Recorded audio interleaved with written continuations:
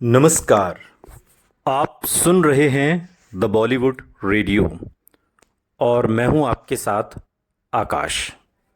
दोस्तों, किस्सा राजेश खन्ना का है और बात करेंगे फिल्म आनंद की।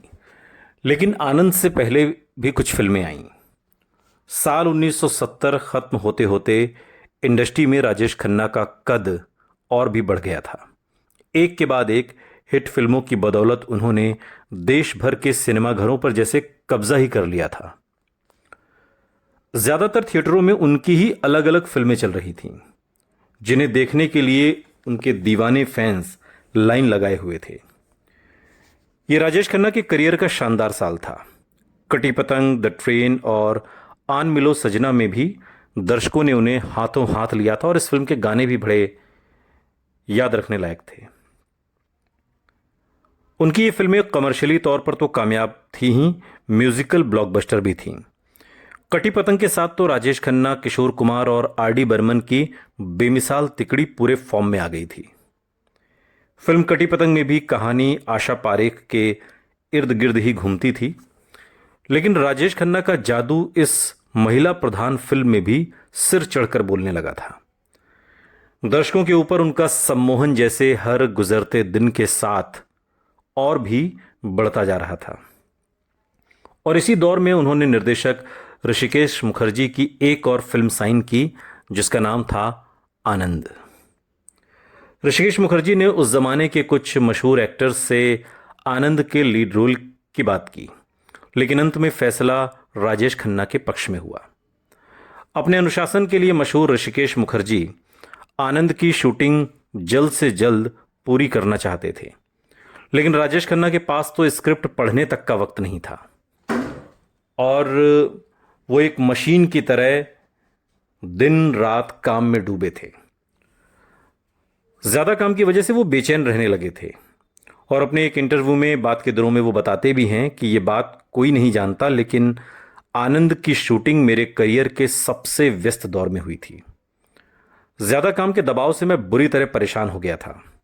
लोगों को ये बताते बताते मेरा गला खराब हो चुका था कि मैं नई फिल्में साइन नहीं कर सकता, मगर किसी को परवाह नहीं थी। किसी ने मेरी बात नहीं सुनी। अब मेरे पास किलो के हिसाब से फिल्में तो थीं, लेकिन डेट्स नहीं थीं। मुझ पर ज्यादा काम लेने, अव्यवस्थित और लालची होने तक के आरोप लगे। मैं ऐसा था नहीं, लेकिन ये आरोप मुझ पर लगते रहे। दरअसल मेरी परेशानी ये थी कि मुझे ना कहना नहीं आता था। और ये अजीब बात है, लेकिन एक एक्टर का असली संघर्ष उसकी कामयाबी के बाद शुरू होता है, क्योंकि उससे अपेक्षाएं बहुत ज्यादा बढ़ जाती हैं। सालों बाद एक इंटरव्यू में राजेश खन्ना कहते हैं, शायद इसी दबाव को कम करने के लिए राजेश खन्ना ने हर शाम दोस्तों के साथ महफिल जमानी शुरू कर दी। शराब की चुस्कियों के साथ दोस्तों से दिल की बातें दिन भर की थकान के बाद उन्हें अजीब सा आराम देती थी। जैसे जैसे रात घिरती, शराब बहती जाती, बातों और कहकहों की आवाज ऊंची होती जाती। यह माहौल राजेश खन्ना को उनके थिएटर के दिनों की याद दिलाता था, जब सिगरेट के धुएं भरी शामों के बीच ऐसी महफिलों में नए आइडिया और कहानियों पर चर्चा होती थी।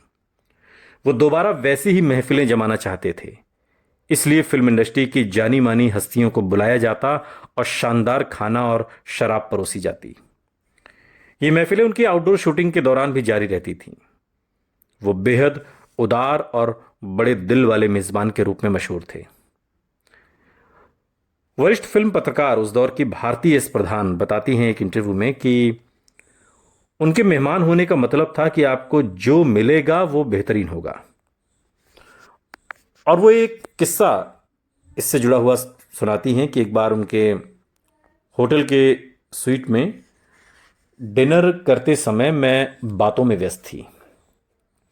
मैंने ध्यान नहीं दिया कि हर बार जब गर्म रोटी आती तो राजेश खन्ना खामोशी से मेरी प्लेट से ठंडी रोटी उठाकर अपनी प्लेट में रख लेते थे, ताकि गर्म रोटी मेरी प्लेट में रखी जा सके।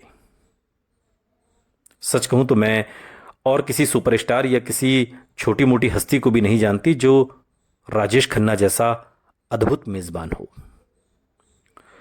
लेकिन समय के साथ ये महफिलें अब आदत बनती जा रही थीं। थकान और दबाव से निपटने के लिए राजेश खन्ना अब इन पर निर्भर होने लगे थे। परेशानी ये थी कि महफिल और शराब का ये दौर ज्यादातर आधी रात तक चलता था। इसकी भरपाई राजेश खन्ना सुबह देर तक सोकर करते थे और फिर शूटिंग पर देर से पहुंचते थे। मेरी फिल्में जितनी ज्यादा हिट हो रही थीं, उतनी ही ज्यादा मेरी बेचैनी बढ़ती जा रही थी।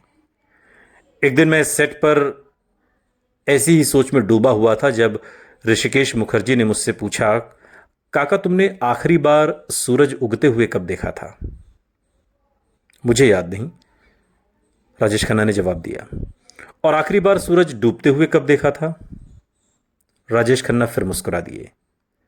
वो कहते हैं कि मेरे जवाब की जरूरत ही नहीं थी, वो मेरा जवाब जानते थे। उस दौर को याद करते हुए राजेश खन्ना ने बाद के दिनों में एक इंटरव्यू में कहा था, राजेश खन्ना ऋषिकेश मुखर्जी की सीधी बात करने की आदत और दार्शनिक समझ के कायल थे। ऋषिकेश मुखर्जी उन चंद निर्देशकों में से थे जो राजेश खन्ना को उनके स्टार वाले नखरों के लिए डांट सकते थे, और राजेश खन्ना को उनकी डांट बुरी भी नहीं लगती थी। उन्हें आनंद की कहानी बहुत पसंद आई थी और ऋषिकेश मुखर्जी के साथ काम करने के लिए उन्होंने अपनी मार्केट प्राइस से कम पैसों पर आनंद साइन की थी। आनंद की कहानी में एक अहम रोल डॉक्टर भास्कर बनर्जी का भी था। एक लंबे और बेहद पतले नए अभिनेता अमिताभ बच्चन ने पिछले ही साल 7 हिंदुस्तानी के साथ फिल्म इंडस्ट्री में कदम रखा था। उन्हें इस रोल के लिए साइन कर लिया गया और बाद में अमिताभ ने अपने कुछ इंटरव्यूज में कहा भी कि उनके सेलिब्रिटी स्टेटस की शुरुआत तब हुई थी जब सुपरस्टार राजेश खन्ना के साथ आनंद साइन की थी। अमिताभ ने लिखा कि मैं उनके साथ आनंद जब मैंने साइन की, ये एक चमत्कार की तरह था। ईश्वर की जो कृपा जिसमें उनकी वजह से मुझे सम्मान दिलवाया। जैसे ही किसी को पता चलता था कि मैं राजेश खन्ना के साथ काम कर रहा हूं, तो उनकी नजरों में मेरी अहमियत बढ़ जाती थी।